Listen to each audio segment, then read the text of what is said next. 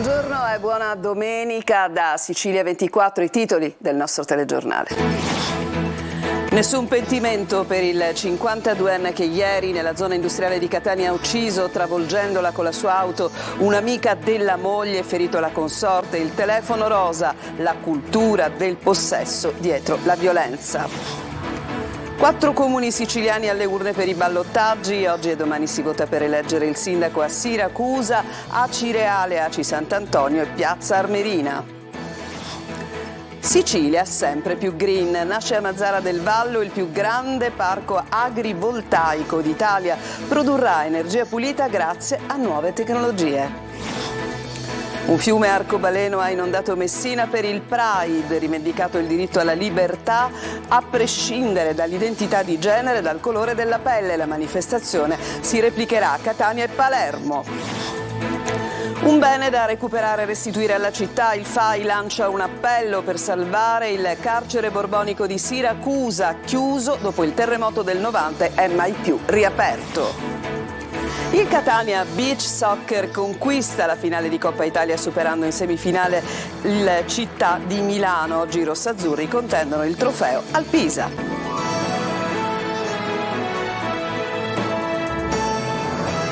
Ancora ben trovati dopo il femminicidio nella zona industriale di Catania, il fermo del marito che investe la moglie e l'amica che muore sul colpo. Ai magistrati l'uomo dice di non avere alcun pentimento per l'omicidio della donna che avrebbe convinto la moglie a lasciarlo. Sentiamo Giusy Lazzara. Mi sono innervosito quando le ho viste andare via a piedi, ho accelerato e le ho investite. Così Piero Maurizio Nasca, 52 anni, ha confessato ai magistrati di voler uccidere la moglie e l'amica. Secondo l'uomo sarebbe stata lei a convincerla a lasciarlo. Il marito violento ieri prima ha inscenato un incidente stradale in una traversa dell'8ª strada nella zona industriale di Catania. Poi non ha retto e mentre era ancora in auto ha telefonato alla 112 dicendo di aver travolto per ben 2 volte le donne. Anna Longo, 56 anni, la moglie è rimasta ferita, è ricoverata nell'ospedale San Marco con traumi ancora sotto shock. L'amica, Cetti De Bormida, 69 anni, è morta sul colpo. Ad accusare il marito dell'omicidio era stata Anna Longo, parlando con la polizia arrivata sul posto prima di essere soccorsa dal personale del 118. Nel frattempo l'uomo era stato fermato e appena messo piede in questura aveva chiesto delle condizioni della moglie, preoccupato per la possibilità che sopravvivesse. Nessun pentimento anche per l'omicidio dell'amica, che doveva pagare per il suo sostegno alla donna. Nonostante le tensioni, marito e moglie erano andati insieme ieri mattina in una clinica. Lui per un percorso di disintossicazione per alcolismo, lei assistita da uno psicologo. Venerdì sera è stata Anna Longo, dopo l'ennesima lite, a decidere la separazione definitiva e l'uomo sembrava avesse accettato. Non si aspettava certo un epilogo tanto violento che chiudeva 25 anni di matrimonio con Pietro Nasca, disoccupato con una pensione di invalidità e una famiglia numerosa con 8 figli che la donna aveva avuto da un precedente legame. Poi erano cominciate le violenze e le denunce di Anna Longo, ormai esasperata nel 2018. Nasca per questo era imputato nel processo per violenze e maltrattamenti che aveva portato nei suoi confronti all'emissione da parte del questore di Catania del provvedimento dell'ammonizione. Nonostante il procedimento, la donna era rimasta a vivere con il marito, che adesso è stato fermato per omicidio e tentato omicidio. E proprio su quest'ultimo caso di femminicidio avvenuto a Catania noi abbiamo sentito la presidente del Telefono Rosa in Sicilia, il Telefono Rosa di Bronte, che ha analizzato un po' la dinamica di questi fatti e dice, e ha detto e ha dichiarato ai nostri microfoni: chi aiuta una vittima di violenza molto spesso subisce minacce proprio dal maltrattante. Di fatto dietro queste storie tragiche c'è la paura di perdere il possesso della persona amata. Sentiamo Emanuela Corsi. Ancora un femminicidio, un'altra vita spezzata per colpa di un uomo. Questa volta però a perdere la vita non è una donna che vive una relazione tossica con un compagno violento, ma l'amica, colpevole, secondo l'assassino, di volerla allontanare da lui. La morte di Cettina De Bormida mette in evidenza l'aspetto più ricorrente nei casi di violenza di genere, la paura di perdere la persona amata per colpa di altri. Questo caso ha palesato quello che invece succede molto spesso, perché chi sta accanto alla vittima è ritenuto responsabile di questa presa di coscienza. È un po' anche quello che accade agli operatori dei centri antiviolenza. Anche noi riceviamo delle minacce, anche noi siamo nel mirino degli uomini violenti, no?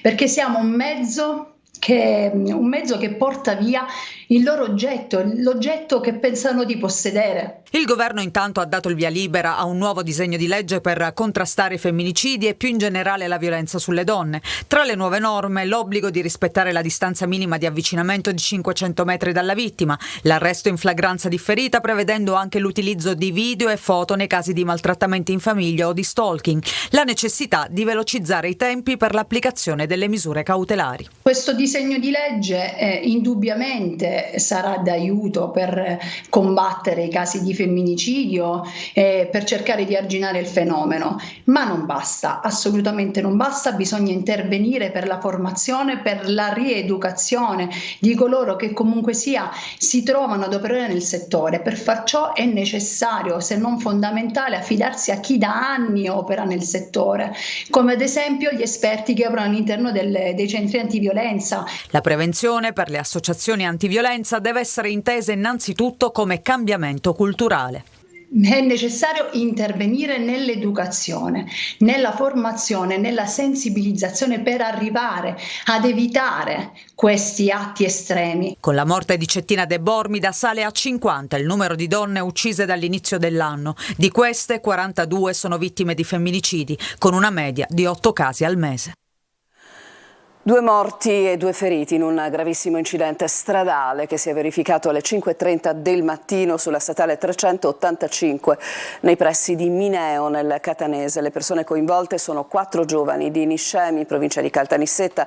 Le vittime sono una ragazza di 21 anni e uno di 30. I 2 feriti trasportati all'ospedale di Caltagirone sono il conducente dell'auto di 23 anni e un'altra ragazza di 19. La vettura si è schiantata contro il guardrail mentre viaggiava su un tratto rettilineo a velocità sostenuta. L'impatto è stato violentissimo, sono in corso rilievi sul luogo appunto dell'incidente per accertare le cause. Alla politica si torna alle urne oggi e domani in 4 comuni siciliani dove nessuno dei candidati ha superato appunto il turno 2 settimane fa. Il quorum naturalmente non superato porta oggi alle nuove consultazioni. Unico capoluogo di provincia al voto è Siracusa, 2 i comuni nel Catanese e 1 in provincia di Enna. Ci fa il punto Manlio Viola.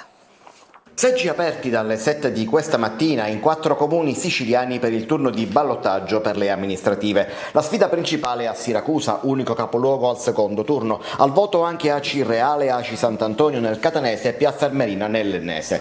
Gli elettori chiamati alle urne sono poco più di 186.000. Solo a Siracusa gli aventi diritto al voto superano i 102.000. Si vota oggi fino alle 23, ma anche domani dalle 7 alle 15. L'elettore dovrà esprimere un solo voto, scegliendo esclusivamente uno fra i 2 candidati sindaco al ballottaggio. Lo scrutinio avrà inizio subito dopo la chiusura delle operazioni di voto. A Siracusa il confronto è fra Ferdinando Messina con 7 liste tra cui DC, MPA, Lega e Fratelli d'Italia e Francesco Italia, sindaco uscente, sostenuto da 4 liste civiche. Le liste però nel turno di ballottaggio non fanno particolare gioco. Giancarlo Carozzo, uno dei candidati sindaco rimasti fuori al primo turno, ha comunque deciso di apparentare la sua lista fuori sistema per Siracusa con il candidato sindaco del centrodestra Ferdinando Messina. Nel Catanese, ad Aci Reale, bisogna scegliere fra Roberto Barbagallo, candidato di liste civiche fra cui alcune espressioni di centrodestra e in particolare Forza Italia, e Nino Garozzo, candidato di Fratelli d'Italia, Sud Chiama Nord, Lega e DC. Ad Aci Sant'Antonio si sfidano Quintino Rocca e Giuseppe Santamaria, il primo candidato civico, il secondo sostenuto dalla DC e da Forza Italia. In provincia di Enna al ballottaggio invece c'è Piazza Armerina. Il sindaco dovrà essere scelto tra Nino Cammarata, sostenuto da UDC e Fratelli d'Italia, e Massimo Di Seri, che vede l'appoggio di DC, Forza Italia e Sud Chiama Nord. Affluenze basse in Sicilia per il primo rilevamento delle 12 nella tornata di ballottaggi delle elezioni amministrative. Ad Aci Reale si è recato alle urne il 9,8% degli elettori, ad Aci Sant'Antonio il 12,7%, a Siracusa il 9,3%, a Piazza Armerina il 9,5%. Il dato medio complessivo finora è del 9,6%. È il più grande parco agrivoltaico e si trova a Mazara del Vallo, una Sicilia dunque sempre più green, in linea con il processo di transizione energetica. L'isola è la terra perfetta per la creazione di questi parchi, come quello di Mazara, che andiamo a vedere nel servizio curato da Marco Gullà. Quello che state vedendo è il primo e più grande parco agrivoltaico realizzato in Italia. Si trova in Sicilia, a Mazara del Vallo. L'obiettivo è di produrre energia pulita e nel contempo coltivare i campi per far crescere viti e olivi, ma anche mandorli e piante aromatiche, quindi costruire impianti senza rubare suolo all'agricoltura e al paesaggio. L'impianto di Mazara del Vallo è dotato di una tecnologia di ultima generazione che consente di catturare dai terreni circostanti sia la luce diretta che quella riflessa, agevolando in questo modo la produzione di energia. L'impianto agrivoltaico è un impianto fotovoltaico, la differenza è che l'impianto fotovoltaico tradizionale cerca di massimizzare la produzione fotovoltaica. Nel caso dell'agrivoltaico si scende a un compromesso, si riduce il potenziale fotovoltaico sfruttabile all'interno di questo campo e si vanno a installare i moduli in maniera più ragionata, spaziata, consentendo al campo di ricevere radiazione solare e quindi di mantenere una produzione nel tempo e non perdere la vocazione agricola che nel campo, diciamo, nel caso fotovoltaico sarebbe stata completamente compromessa. La Sicilia quindi in prima fila nel processo di transizione energetica. Sono già tanti i campi fotovoltaici che stanno nascendo infatti sull'isola. Abbiamo scelto la Sicilia perché tra le regioni italiane è quella forse con il maggiore potenziale di sviluppo fotovoltaico. Ha un irraggiamento solare tra i più alti in Europa, che la rende paragonabile per esempio alla Spagna o alla Grecia, e questo ovviamente è importantissimo quando si vanno a realizzare parchi fotovoltaici. In più all'interno ha un territorio non particolarmente antropizzato, quindi lo sviluppo di impianti non disturba la presenza umana, e infine diciamo ci consente anche di utilizzare territori particolarmente pianeggianti che nello sviluppo di impianti fotovoltaici ovviamente rende l'impianto più fattibile, più facilmente realizzabile. Tanti player delle energie rinnovabili sono qui per costruire insieme a noi una partnership pubblico-privato in grado di generare valore per le imprese e in grado di fornire le energie rinnovabili che servono al sistema paese e soprattutto anche di generare valore sul territorio. Insomma, una Sicilia sempre più green. Ed è ancora emergenza rifiuti a Palermo, dove nella notte i vigili del fuoco sono intervenuti nelle diverse zone della città per spegnere gli incendi appiccati nei pressi dei cassonetti ricolmi di spazzature. I pompieri sono intervenuti allo Zen, a Brancaccio, Borgonuovo e in zona cantieri navali. Adesso ci fermiamo, c'è una pausa pubblicitaria, tra poco.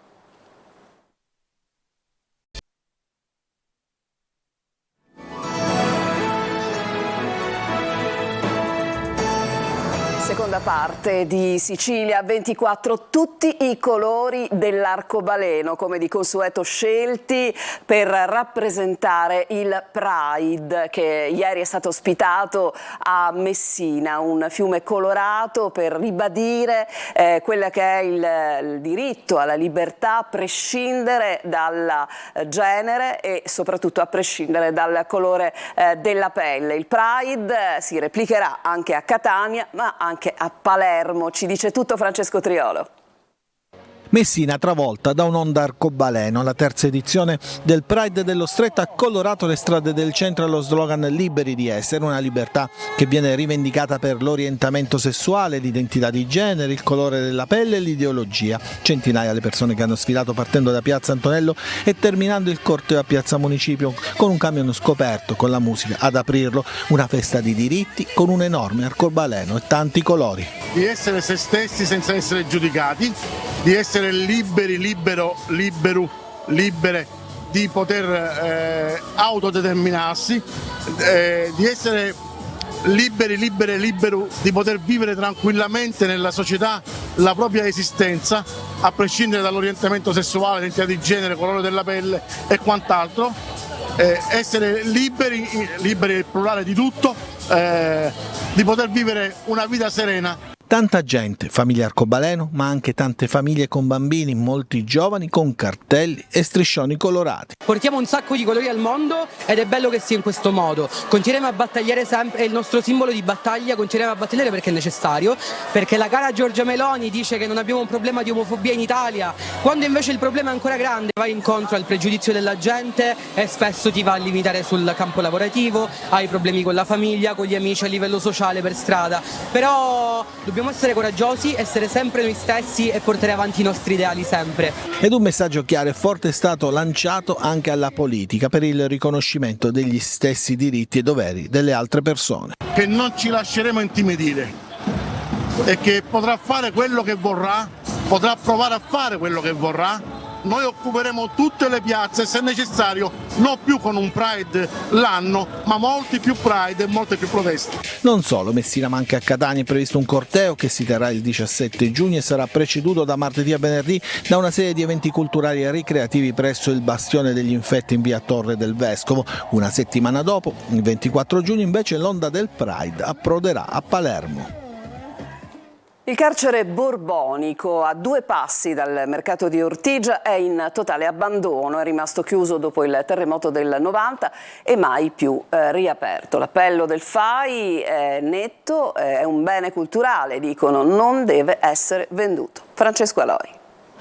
Le sbarre alle finestre ricordano che questo era un carcere. Qui dove c'erano i detenuti, adesso c'è il totale abbandono. Siamo nel cuore di Ortigia. L'abbiamo aperto per le nostre giornate FAI del 2013 e devo dire fu un successo, perché la curiosità da parte dei cittadini fu tanta che la fila era immensa, però riuscimmo a fare visitare a tutti il carcere borbonico così come è rimasto dal 90 quando è stato abbandonato. Una struttura all'avanguardia costruita nel XIX secolo. Da un solo punto si potevano controllare tutti i carcerati. Il primo entrò nel 1856.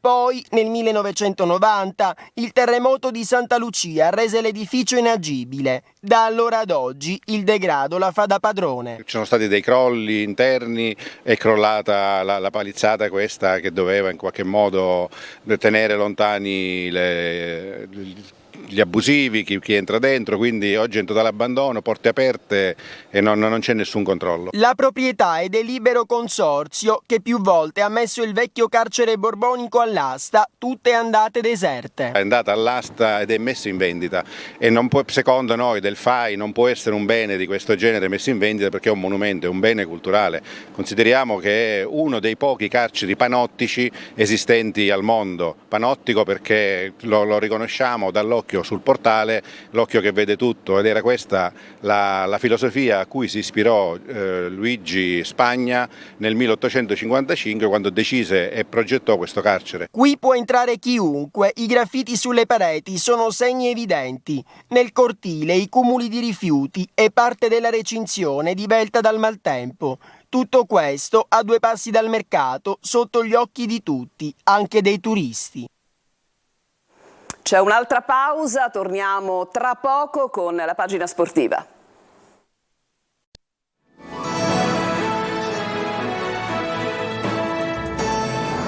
Il calcio in apertura dell'ultima parte del TG, giorni decisivi per l'eventuale cessione del Messina a un nuovo proprietario. Atteso in città il ritorno dell'imprenditore Fabrizio Mannino che domani incontrerà il presidente Pietro Sciotto.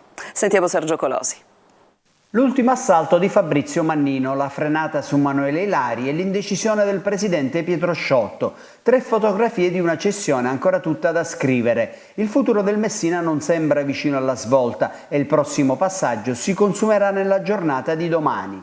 Mannino, l'imprenditore che piace ai tifosi, torna in Sicilia per la seconda e ultima offerta alla proprietà. Migliorativa rispetto a quella dei 2 milioni di euro debiti compresi della settimana scorsa che però ha lasciato Sciotto assolutamente indifferente e successiva all'esame della due diligence. Il patto di riservatezza sottoscritto tra venditore e potenziali acquirenti su richiesta del presidente dell'ACR limita al massimo le notizie e potrebbe fare il gioco di chi non sembra per nulla convinto di cedere il Messina.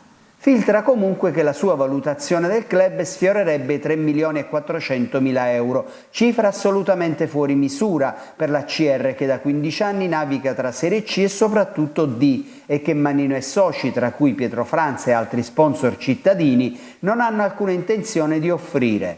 Basi di trattativa quindi per un closing difficile, a meno di nuove più miti pretese. Anche perché il 7° campionato con Sciotto presidente è l'ultimo dei desideri dei tifosi. Né Ilaria appare la soluzione migliore con Sciotto socio di minoranza e un pagamento dilazionato, mitigata dalle possibili scelte tecniche degli ex rossazzurri Maurizio Pellegrino e Francesco Baldini. Le scadenze al 20 giugno impongono però all'attuale proprietà di provvedere al pagamento di 3 mensilità ai tesserati, della fideiussione e dell'iscrizione alla prossima Serie C, qualunque sarà il vertice societario, e Sciotto sembra muoversi in questa direzione. Il Catania Beach Soccer conquista la finale di Coppa Italia, i rossazzurri hanno superato in semifinale il Città di Milano. Oggi l'atto conclusivo della manifestazione che vedrà gli etnei opposti al Pisa. Marco Carli. Si rinnova la sfida con il Pisa. Dopo essersi affrontati il 2 giugno in Supercoppa, i toscani e il Catania Beach Soccer si troveranno di fronte anche oggi pomeriggio alle 18 a Vasto, in Abruzzo, per la finale di Coppa Italia. 9 giorni fa si è imposta la squadra toscana, campione d'Italia, con il risultato di 7-4. Determinante era stata la terza frazione, dove le maggiori rotazioni pisane sono state decisive. Ogni partita comunque fa storia a sé. Il Catania Beach Soccer arriva carico all'appuntamento dopo aver dominato nei quarti e anche in semifinale, dove ieri ha avuto la meglio con il punteggio di 4-0 sul Città di Milano. Primo tempo che si sviluppa sui binari dell'equilibrio, ma che sul finale vede la crescita della squadra etnea capace di produrre una serie di occasioni interessanti. Gol nell'aria che arriva dopo un minuto della ripresa col piattone di Rafael Farigna, abile a correggere la corta respinta di Comello sul tiro di Giordani. Primo gol stagionale per il brasiliano naturalizzato italiano. Il vantaggio è meritato e nel terzo periodo la supremazia etnea emerge in modo evidente. In apertura B. Martins crea, Catarino trasforma di sinistro. Un gol di pregevole fattura per il capitano del Brasile. Non può fare nulla. Chiodi. Catania che non è pago. 4 minuti di gioco, palla Zurlo che si gira, sfera all'incrocio dei pali. Conto chiuso, ma i rossazzurri non si fermano. Farigna recupera un prezioso pallone difensivo e serve Giordani che tira fuori dal cilindro un gol spettacolare. Il 4-0 vale la quinta finale consecutiva nella manifestazione per il Catania Beach Soccer, la terza contro i toscani. Pisa favorito per l'atto conclusivo in programma fra qualche ora, ma i rossazzurri inseguono il colpo, consapevoli di aver accresciuto anche l'affiatamento in seno al gruppo. L'obiettivo è la sesta Coppa Italia della storia che andrebbe ad arricchire un già ragguardevole palmarès. Sicilia 24 si chiude qui, il telegiornale tornerà su Telecolor nella prossima edizione alle 19. Vi ringrazio per averci seguito e vi auguro ancora una buona domenica.